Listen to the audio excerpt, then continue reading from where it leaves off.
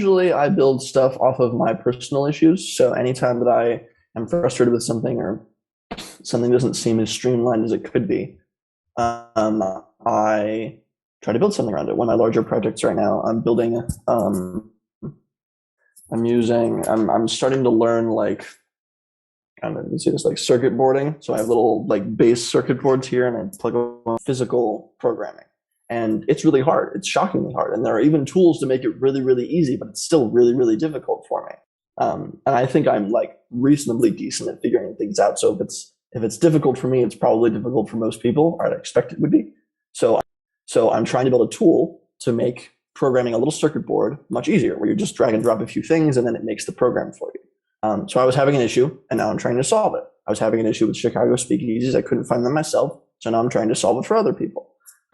That's usually how I come up with ideas. I'd probably say like 60-ish% of the time. And then honestly, like you get a lot better with it with practice. I think that's just kind of it's a skill like anything else. Noticing things that frustrate you and then trying to come up with an idea to solve it is definitely one. But just talking to people, like one of the problems that I'm trying to solve right now is helping women in Chicago stay safe at night when they go to bars, clubs, just out. And I'm not experiencing that. That is not my problem by any means, but I know a lot of women in town that are often very stressed when they go out at night because a lot of scary stuff can happen. Sexual assault has been on the rise. It's been very, very scary. And so I heard that and I was like, okay, that's a really serious problem. Let's see if we can solve that. And so I'm trying to build an app. I'm trying to build a resource website, a series of other things. But it's just kind of like, I don't really do, sometimes I'll come up with just dumb stuff and I'll build it. Like I have plenty of really silly, just fun projects, but any of my serious projects are just, I have a personal problem. I notice that and I write it down. I hear somebody else has a personal problem. I hear that and I write it down. That's more or less just how I kind of do everything. It's just listening and practicing listening for problems and frustrations. And then you build something. I think it's a great way of going about it just because you're kind of guaranteed an audience who needs what you're building. There's nothing with building something that you absolutely love and there's nobody interested in what you've spent all this time on. So my follow-up question to that is, how do you go about monetizing your startup if it's something small? So you've found your niche, you found the people you want to help or the problem that you want to solve, you've built a website, an app, something along those lines. How do you make money off of that? Great question. The best way to monetize something, typically people this is very general because there's a million different ways you can monetize an idea and it totally depends on the idea and it totally depends on the customer, but just like some things that I have done are people always think you have to sell something directly to the consumer. You do not, right? Like in this case, my Chicago Speakeasies app and website, for instance, the people that are going to be using it there's two people that are going to be using it. There's the bars themselves, the hidden bars themselves. They might be using it for promotion and they might see it when they're doing research online and trying to find where they fit into the online kind of community of Chicago. And then there are going to be the bar goers that are going to use it to find these bars, right?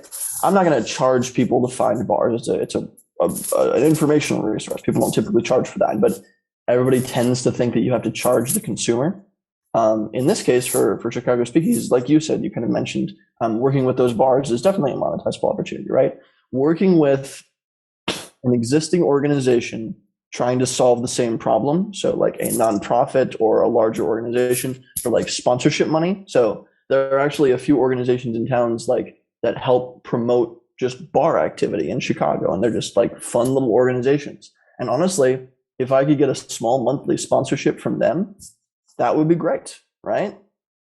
But then I also could like sell the thing to bars. But for the Stay Safe Queen app, right? Like that's the name of the helping women stay safe at night app that I'm building. I can't and I shouldn't charge people for being safe, right? I shouldn't charge people for that app. Like that's not in the spirit of actually helping people, right? But everybody that builds an app thinks that you have to monetize it via ads or something else like that. I don't want to do any of that. But there are tons and tons of really, really huge, well-funded nonprofits in the US around preventing sexual assaults. And so I'd absolutely work with them, right?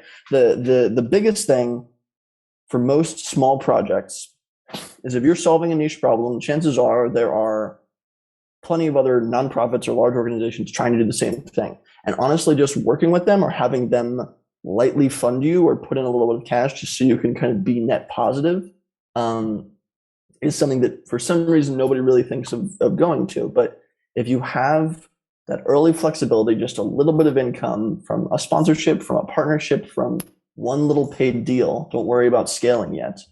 Getting to that point with a small project massively increases the chances that you're going to continue it, that you're going to be able to continue to build it, that you can continue to experiment with it. Just, I think everybody focuses too much on the big, giant theoretical money opportunities. And instead, I feel like you should just focus on whatever little scrappy, tiny, non-scalable thing you can do to get some money regularly now. And then that allows you the flexibility to do whatever you want with it and experiment and eventually grow it a lot easier. So I don't know. I think sponsorships, small partnerships, and deals with similar companies are the best ways to early monetize something. And a lot of people don't think about it. But again, that's very general. It totally depends on what you're doing. Those are just kind of my theories. Yeah.